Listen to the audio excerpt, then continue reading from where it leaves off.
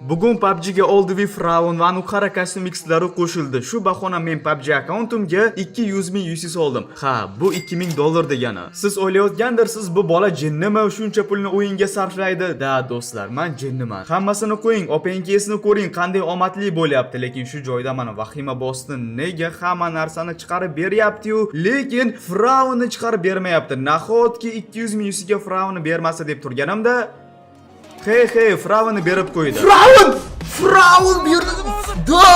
Fraun berdi do'stlar. Endi keling buni full qilib olamiz. Birinchi o'rvin, ikkinchi o'rvin, 3, 4, 5 va 6 darajagacha ko'tarib oldik. Bu yerda qarasam agar Fraunni bolasi anu qara yig'lab turgan ekan, nima uchun dadamni full qildi, meni full qilmadi. Keling shuni ham full qilib qo'yaylik, xafa bo'lmasin. 4-o'rvin, 5 va oxirgi 6 darajagacha ko'tarib oldik.